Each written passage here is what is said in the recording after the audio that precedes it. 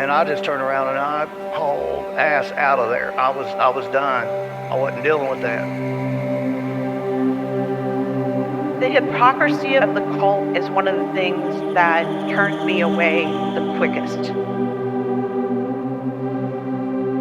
When I turned my headlights on, it turned and looked at us.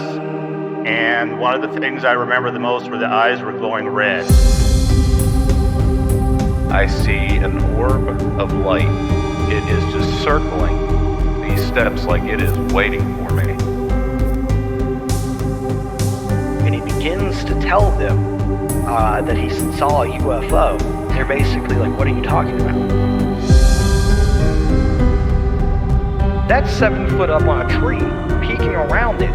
And that's where I saw the top of the muzzle, nose, and the eyes.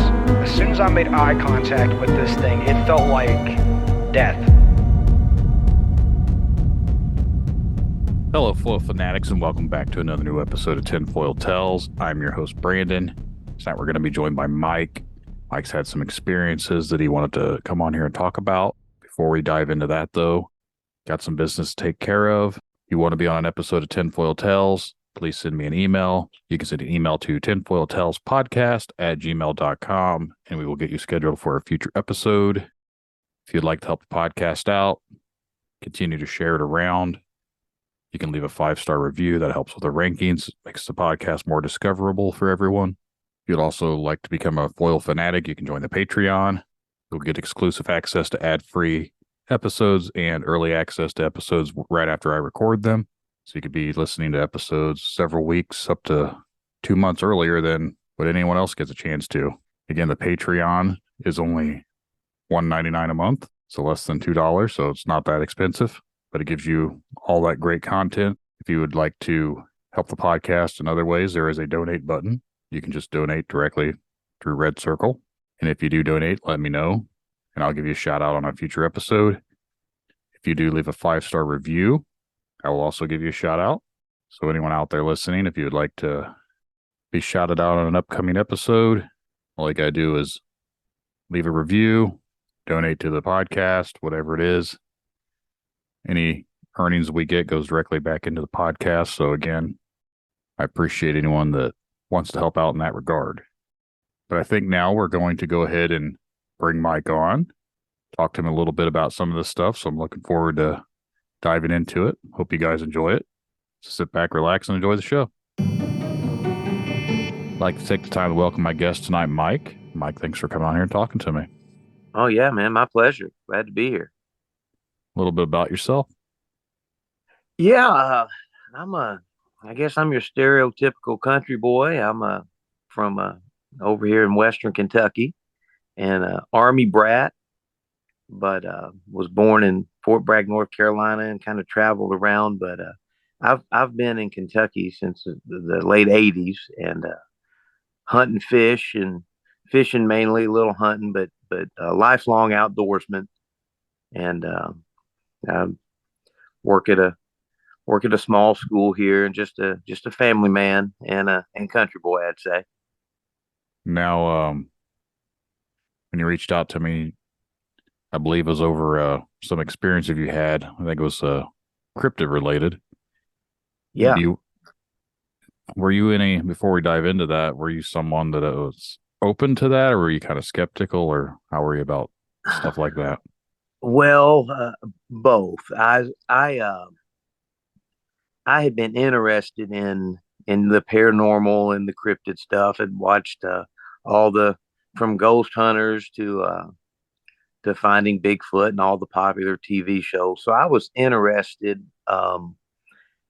I had an experience in Waverly Hills, a paranormal experience with my ex-wife talked me into going, and I was very much I didn't think people were lying, but I had to experience it or see it to believe it myself. And I had an experience there that kind of opened my mind up. So that made the experience I had seeing a Sasquatch not as shocking, but still, when it happened, I was skeptical. Yeah, I think skepticism is pretty common amongst people until you have an experience. And then once you have that experience, you either change your perspective or you start to question your own sanity. Yep. Yep. But yeah, if you want to go ahead and start from the beginning, go right on. Yeah. So we were in the middle of COVID. It was back in May of 2020. And we live, you can see it on the map. There's a couple big lakes, Barkley Lake and Kentucky Lake over here in Western Kentucky. And there's a place called Land Between the Lakes, which is a federal run reserve, for lack of a better term, but huge, like 70,000 acres. Just place I've been my whole life. And fortunately, my wife and my children enjoy the outdoors too. So it was May, and we had just gotten a boat, a pretty nice little fishing boat a few years before, and had just had an infant daughter. I guess she was turning one, little over one. So we were just where we could get out as a family in a group, and I had been out on Saturday, May 9th, out on the main lake on a sandbar. The girls could splash around in the water. I had at the time with me, I had my 16-year-old daughter, a 4-year-old daughter, and then my infant daughter. And so we'd had this great day Saturday. It's the first time my wife had really been out from all the COVID. And man, it was so fun. We wanted to do it again. And so we went out the next day, Sunday, and it's typical springtime. It was just not good. It was a little colder. Wind was really blowing. So we couldn't get out on the main lake. And what we usually like to do is just fish and get out on a sandbar, cook some hot dogs, usually build a fire, cook some hot dogs, then fish a little more and go home. Nothing extravagant, but they really wanted to get out. So we decided to go to this pretty secluded spot. And when we actually got down there, the federal government, they had the ramp closed for COVID, but it's about a 2-mile road going down to the back of this cove, back of this big bay.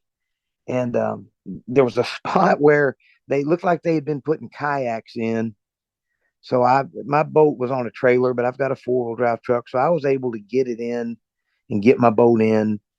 And we thought we'd just go check it out. And man, we could only stay in that little bay. We tried to turn around on the main lake, and the waves were coming in, wind was blowing.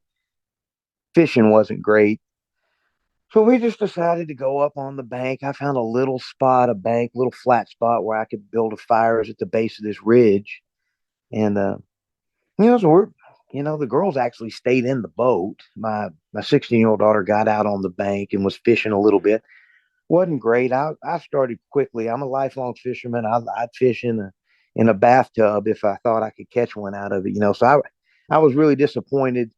For me to give up on not on catching a fish was something. So I just started making the fire, and I heard what I thought were people walking up on this ridge. And so I asked my wife and my daughter to keep an eye out. I had my back turned and was tending the fire and getting ready to cook the hot dogs. And, there was nobody on the road when we came in. There was no other cars. We didn't meet anybody coming in or going out.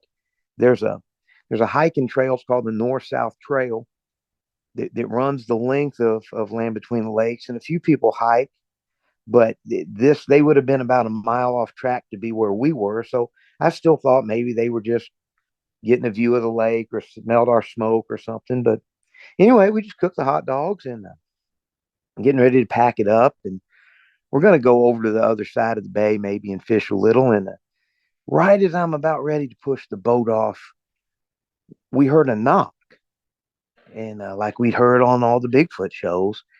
And all the girls, they kind of looked up at the same time, looked at me. I had my back turned. I was getting ready to push the boat off. He said, "What was that?" And I said, I don't know. I joked. I said, "I don't know. They say Bigfoot does it." And for whatever reason, I looked down, and there was a stick down there that I knew would be a good hard stick. And I just picked this stick up and knocked on the little tree I had the boat tied to. And then immediately down the bank about 100 yards, we hear another knock. And so their heads turn over there and they look back at me like, okay, what's that? And, I'd said, well, I thought I heard people up there before. I think it's just some kids messing with us or something. And, but we went down there instead of going to the other side. We decided to go on across and, kind of see what that is down the bank a little. There was a cove there. And, man, I go down the bank and I'm looking up and, it was springtime, so there was leaves coming out, but it wasn't real thick like in the summer. And there was a spot where the sun was just shining through, and it was just really a noticeable spot.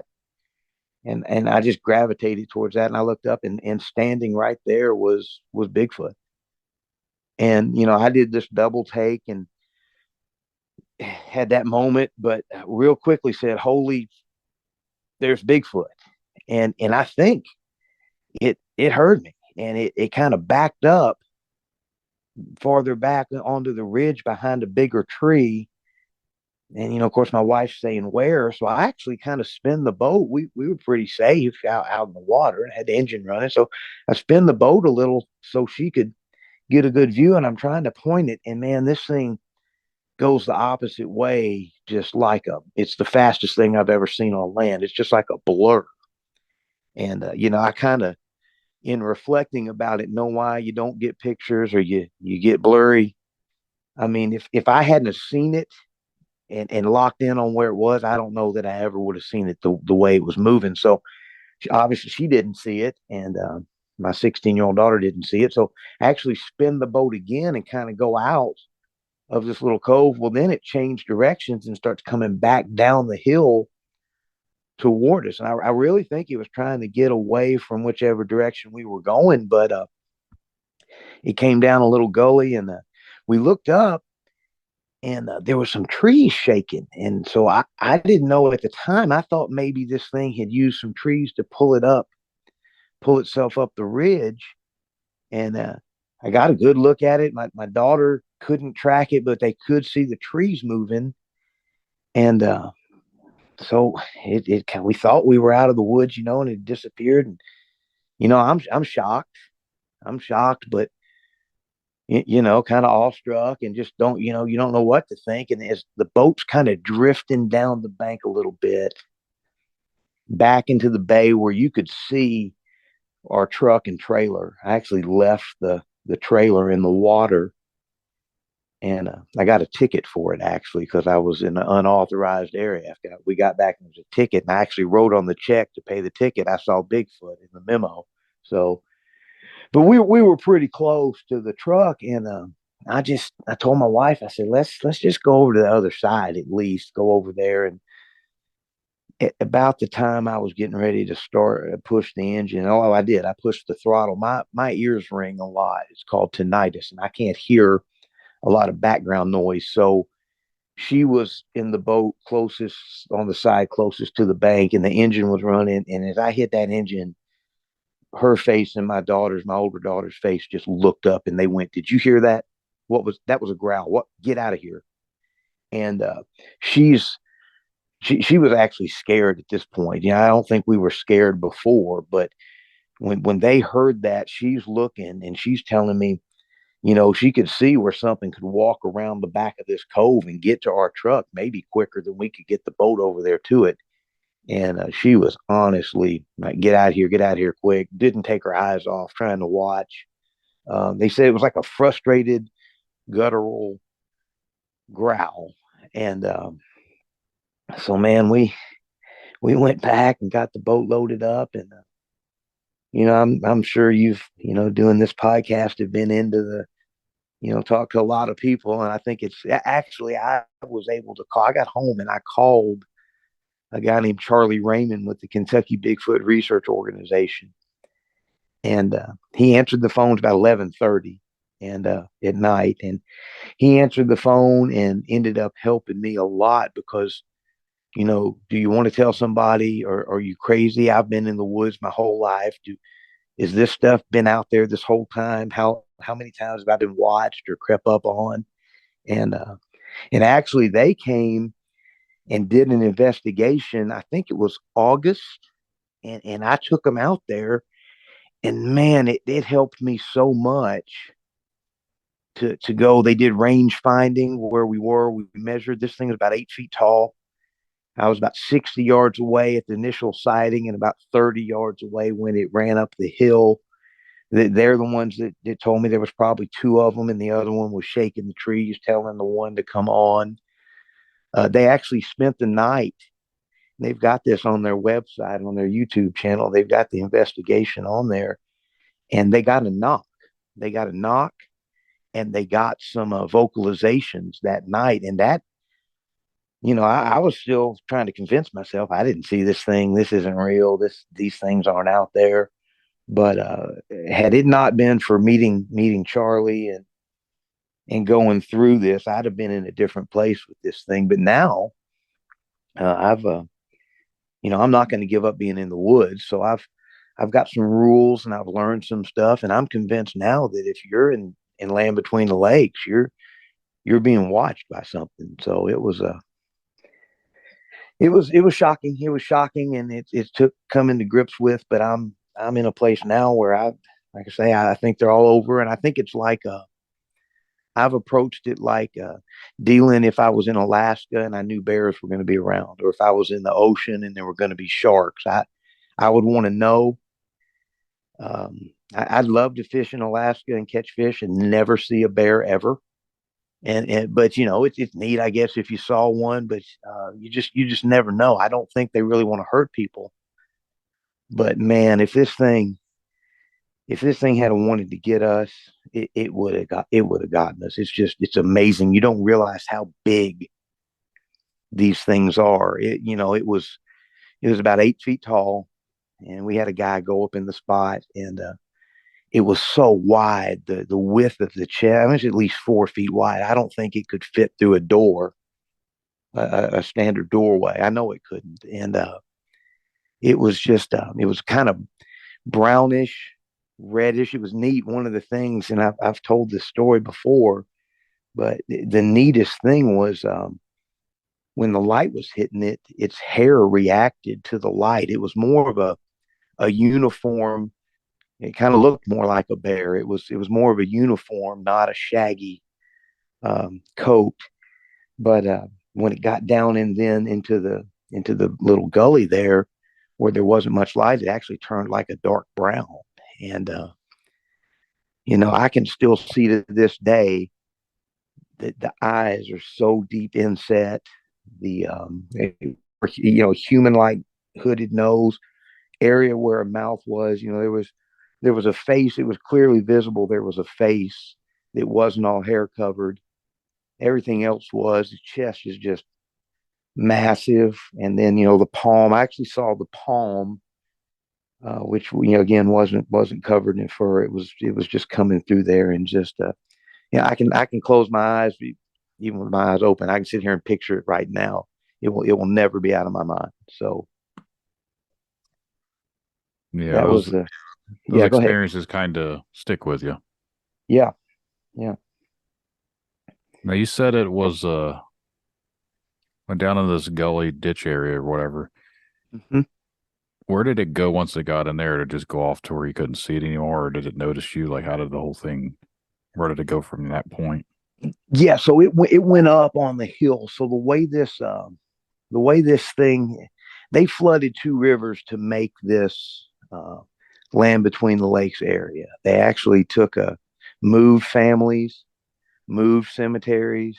It's a total government takeover. It started back in the late 30s.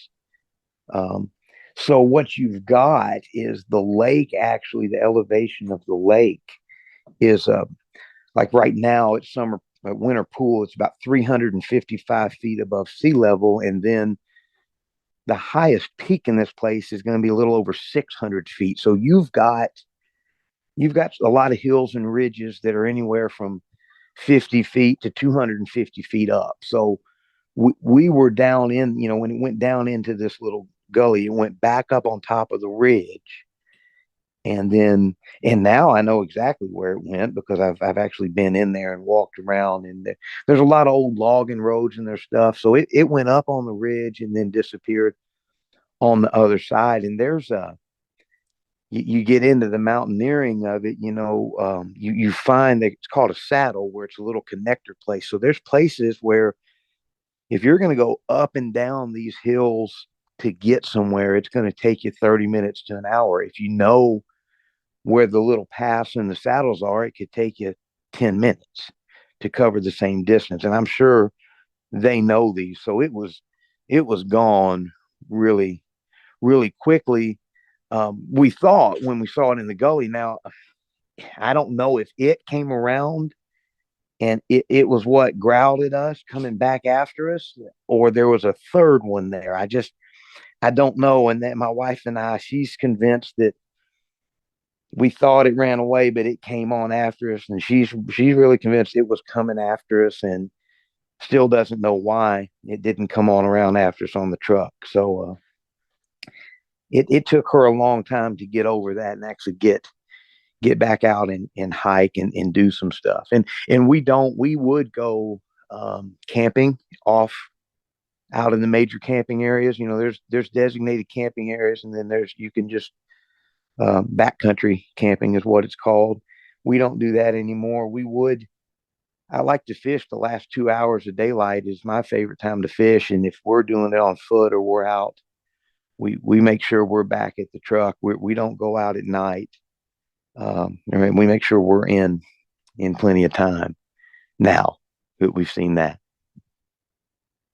I know with Land Between the Lakes, there's been a lot of sightings in that general area, not just with Sasquatch, but with some other cryptids as well. Did you ever have any other experiences after that one, or is that the only time you really experienced something? Yeah, well, yeah. And then once you go down the rabbit hole, man. So it was, I came to find out that what I have was called a Class A sighting in the Bigfoot community. That's a pretty cool thing. And so Charlie actually ran an expedition then there in the fall.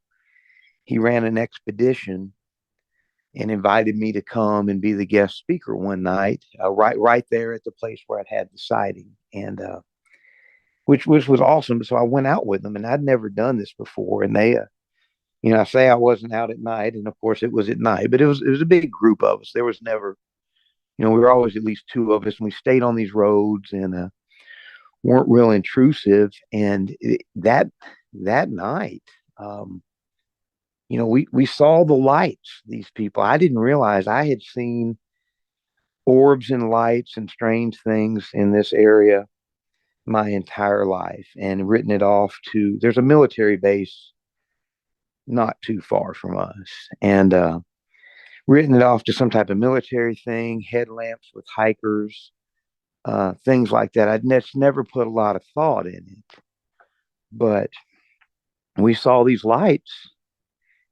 and then we were at a little cemetery, and we saw these lights, and they disappeared. And then we go back to where we had a little base camp where a couple roads come together. And we went on down into the hill. A lady had thought she saw a track, or found a track on the road. And the guy on the radio back up at base camp said, "There's one right behind you. It just came across the road." And me and another guy were down a little farther in a creek bottom, and we heard what we thought was the chatter like you hear on the Sierra sounds, and some of the talk. I mean, something was talking. It wasn't growling or huffing or puffing. It was like some things were having a conversation. So we got out of there and documented that. It was just odd that not everybody in the group had seen the lights, and they were talking about, they figured there was probably 3 around based on the prints they had seen. I think another group member said they thought something was throwing something at them, and it's just weird that we saw 3 lights, and then people around there speculated. I didn't see it at that time, but man, that, for whatever reason, that got me curious, and I took my son. Of course, he thought I was crazy. I took my son out one evening, and we actually drove the truck to the little cemetery, and had built a fire, and we're just going to hang out there. And it got real quiet. Now, I had heard the stories of the dog men and the stuff that had happened in LBL. I first heard about it in, I guess, 1988, 1989. It's before the internet and before, it was word of mouth. But we'd always heard noises and screams and things. It had always been a creepy place. Your parents, even the people that hunted there, we always were told there'd be a serial killer, there could be some crazy people or some people that never left when the government took it over and went feral. So there was always this mystique about it. And then again, it was always don't be out at night, don't be out alone. But I had never really felt anything dangerous. Like I had hiked the north south trail by myself. I'd gone down the riverbank and just built a fire and put a little tarp up and just laid out all night. Coyotes were about the only thing you had to worry about. But this had really opened me up. So I'm telling my son about Bigfoot. I'm like, man, and I had done some research and been out and found some tracks and had some mentoring by people that had been doing it. So I thought I was knowledgeable about it and pretty comfortable enough to be sharing with him. And we got into the cemetery. There's a real neat tombstone. A guy was shot. It says murdered on his tombstone. It's just a creepy thing. Full moon night, moonlit night, and you can go. I've got his records. You can actually search it up. But he was shot through his window while he was eating supper, shot in the head and killed. They never caught the guy, and it says it on the tombstone. So I was showing my son this until we hear something. We hear some walking, and I looked at it and I said, "All right, son, here comes something up the hill." And I'm like, it's probably just gonna watch us. Well, then we hear it. There's a fence. There's a chain link fence around this cemetery. Well, then we hear it coming in behind us, and on the other side of the fence. And he heard it. He's looking at me like, okay, what's this? And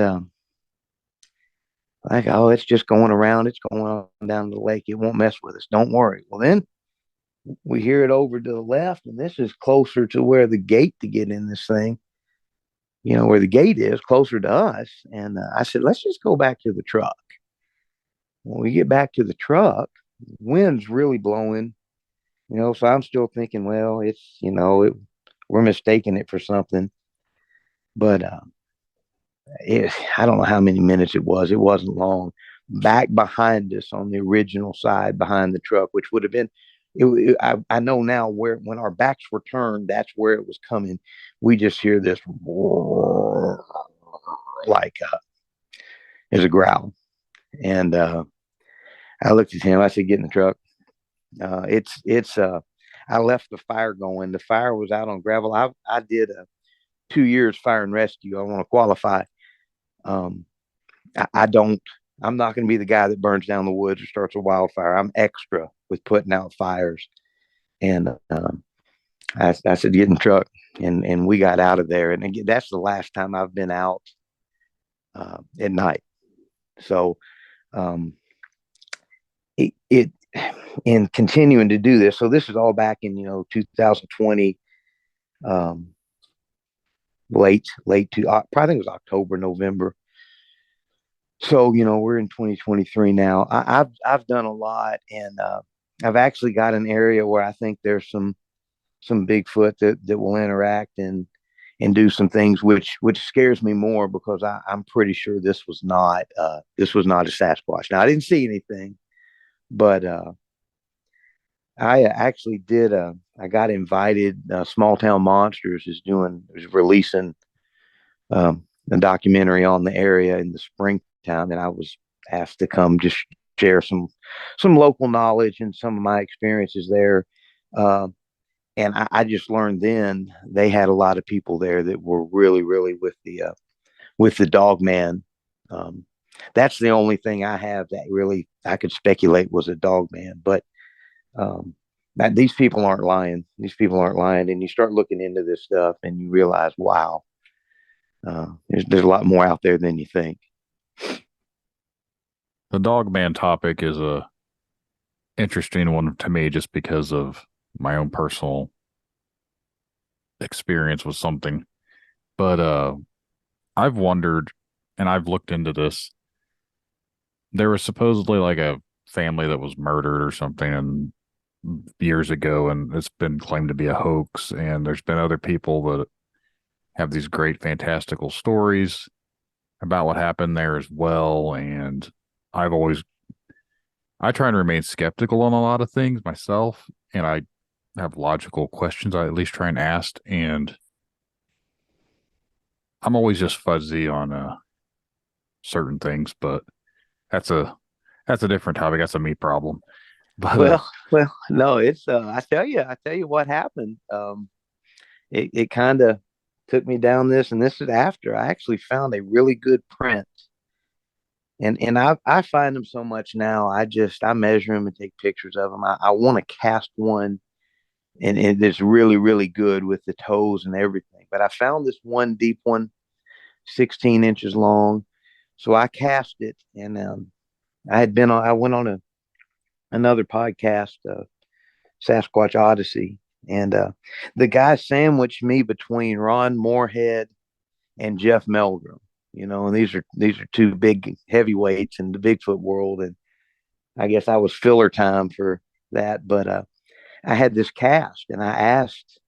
What was weird about it is one toe cast real well, and in the photographs and the video I took of the actual print, you can tell where there's two more, and it looks like three claws. It looks like claws instead of toes. But so I asked the guy Brian King Sharp that runs the podcast. I said, "Hey man, could you have Meldrum look at this video at least and see what he thinks?" And well, he didn't get a chance to cover it on the air, but he did send it to him, and he got an email from Meldrum, who went through all his. He's the consummate scientist. If you've ever watched him on the shows, he's like, well, if this cast is what came out of the video, and if, but at the end of all these ifs, he says that's not a Sasquatch track. The mid tarsal break is way too far up. The toe splaying is way too wide for a Sasquatch. And he actually asked me where it came from,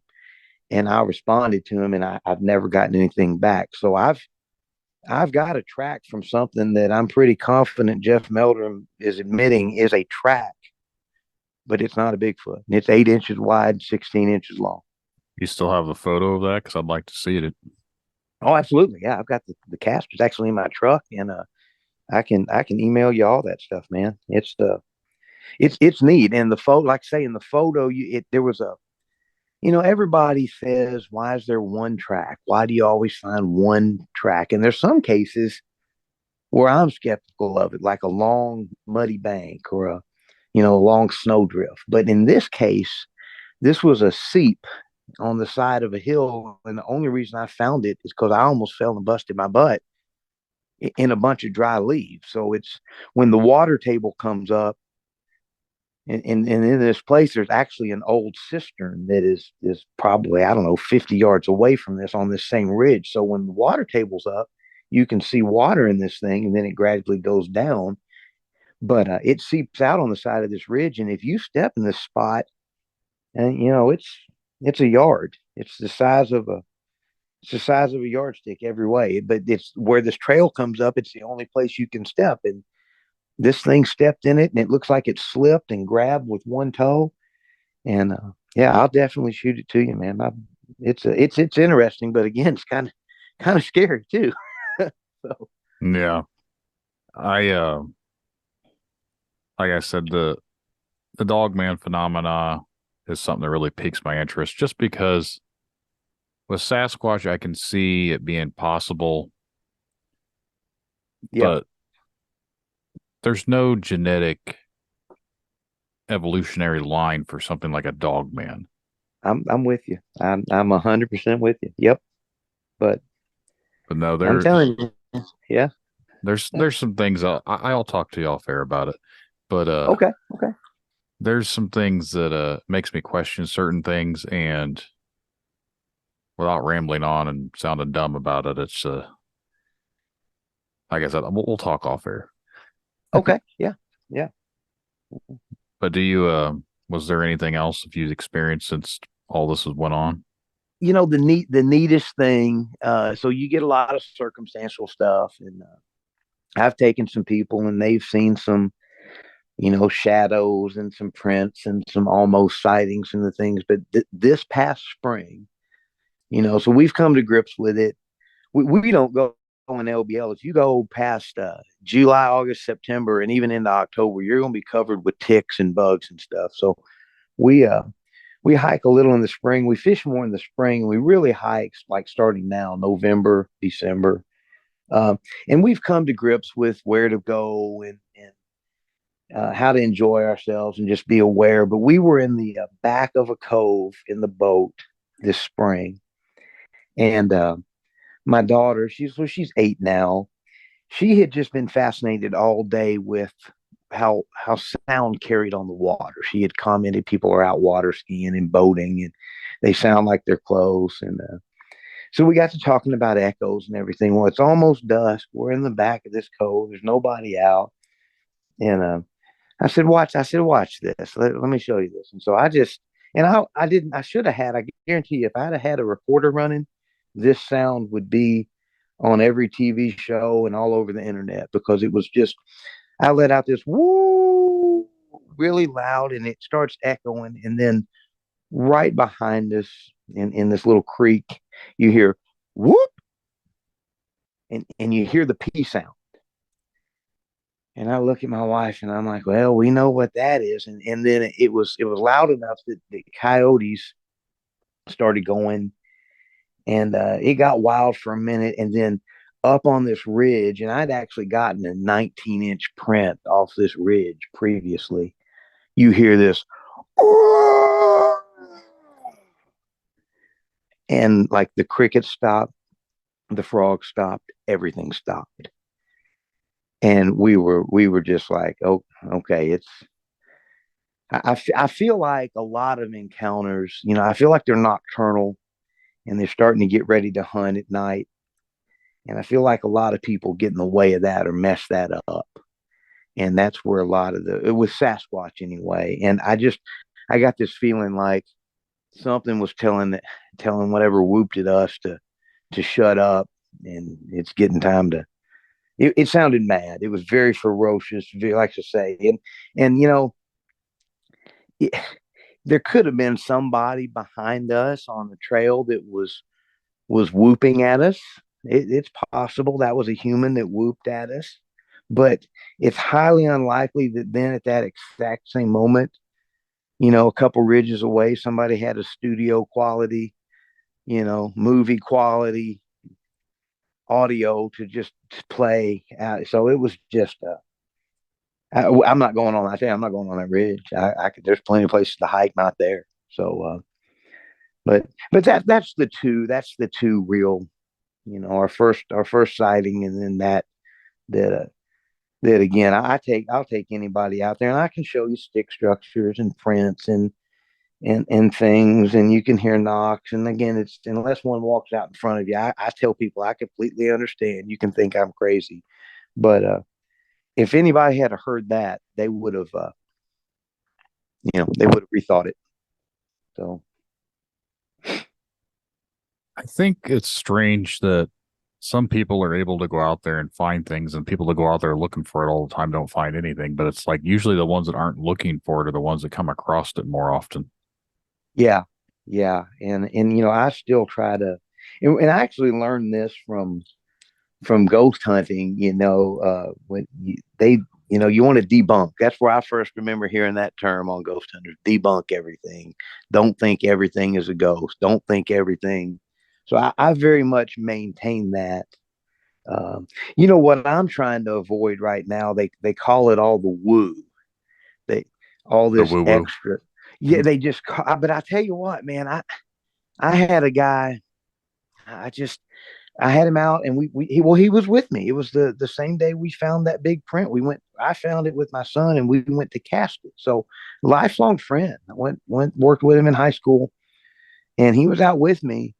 And when he saw this and saw some of the stuff, he's like, "Oh, I want to see one." So I've got an area where I think that they stay, and I think when you come into it, they get up on this ridge, and I think they follow you, and then on the way out, they're going to mess with you a little bit, make some signs or some knocks or whatever. So I'm telling him all this. Well, he bends down. There's this little jut out, and he bends down to look at what he thinks a print, and it was. He found one, so he's super excited. And then all of a sudden, we just hear this thump, thump, thump, and you can hear the cadence of it.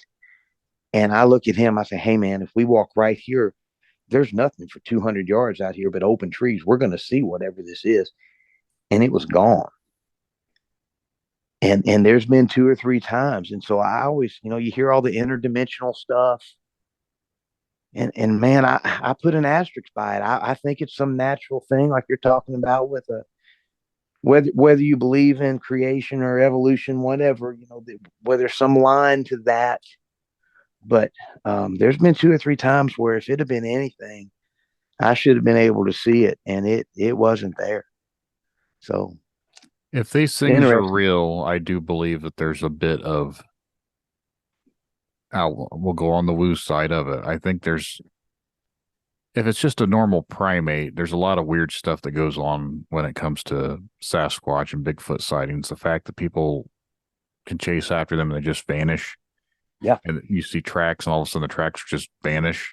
Yep. There's a lot of weird stuff that coincides with these Bigfoot sightings to me that screams more than just flesh and blood primate running through the woods. So I think there's a little bit more to it than that, but what it is, I have no idea.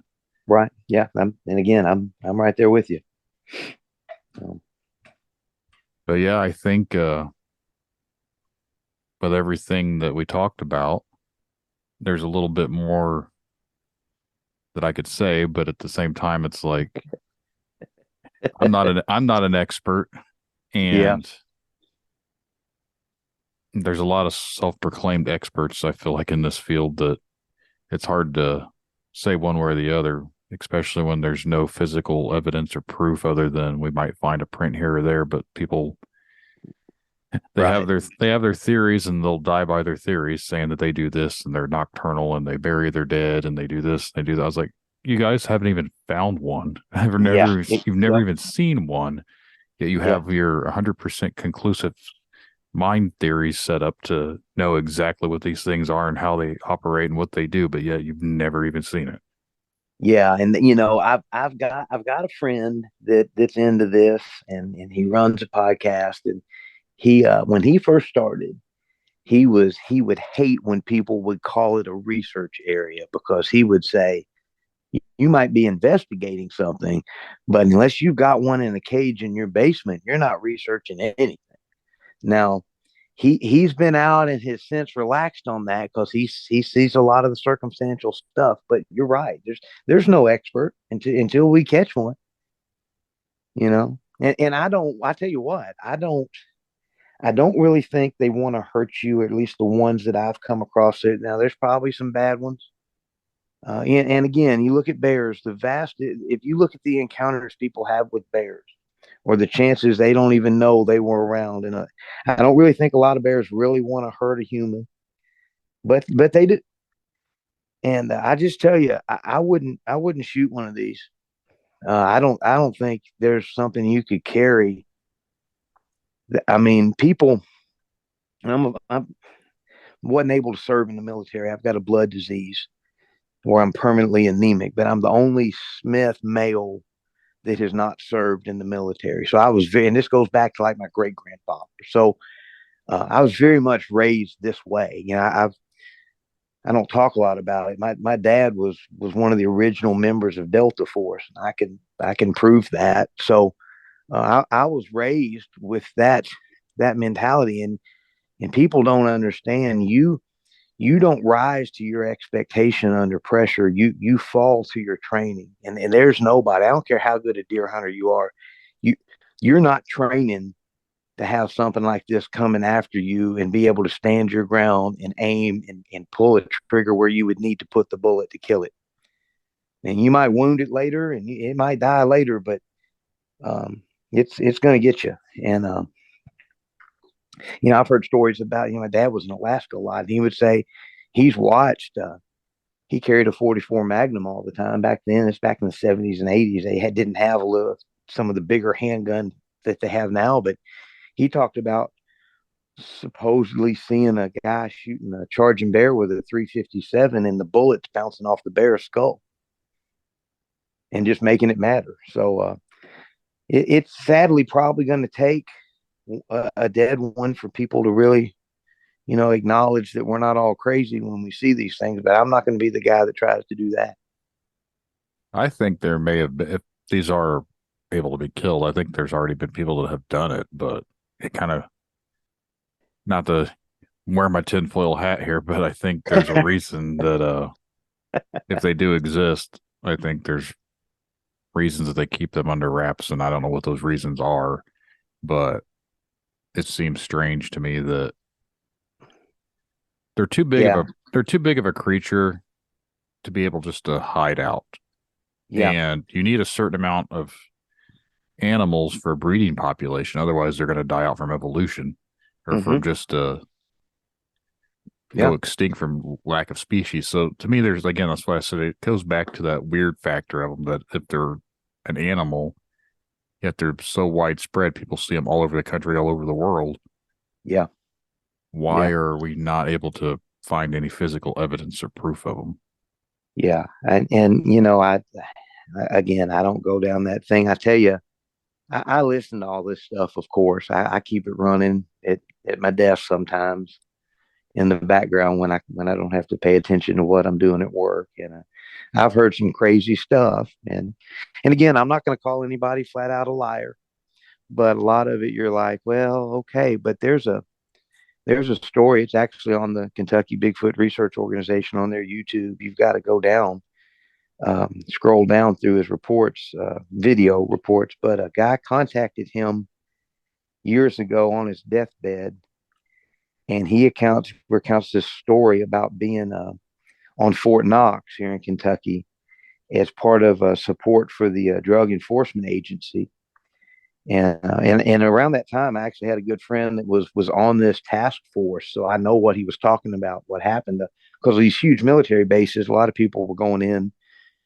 Kentucky's supposedly their biggest cash crop is marijuana, so a lot of people were growing, and so they were doing a sweep, and the helicopters called these guys over because they said evidently a female Bigfoot was trapped in a bear trap that the drug dealers had booby trapped their area with. A large male was trying to get them out, and there was 2 juveniles, and this guy waited till he was dying of cancer.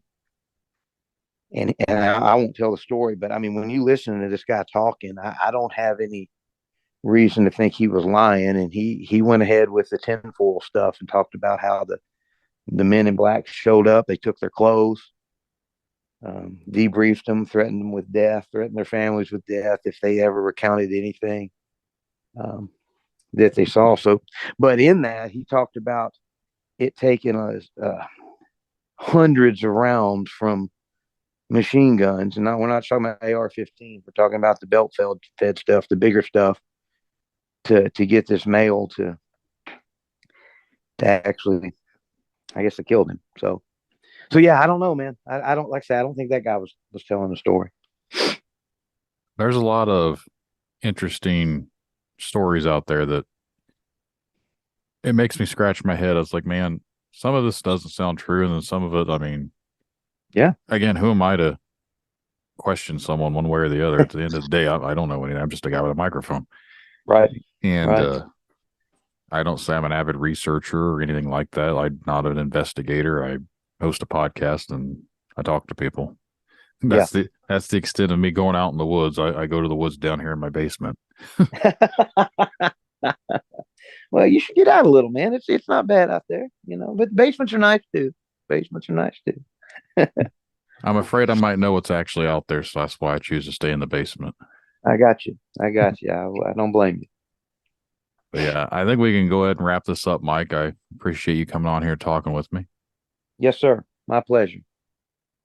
And if you have any more experiences or anything like that, be sure to reach out to me, and I'll make sure to get you back on here and we can talk about it. But yeah, if you have any photos or anything you'd like to send, you can do that, and I will try to upload them to my social media. That way, anyone listening to this episode can check them out.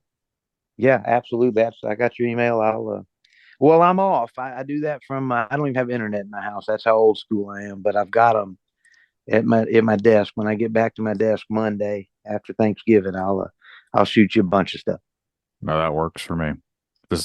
It'll be a while before this comes out, but from the time we record this, it'll probably be, I'm saying, almost January before this comes out. I've just got a bunch of episodes already recorded ahead, so I'm trying to release double episodes a week just to try and get caught up. Okay, good deal. But again, I appreciate it, and you hang around here and we can talk off air a little bit. All right, will do. All right, thank you.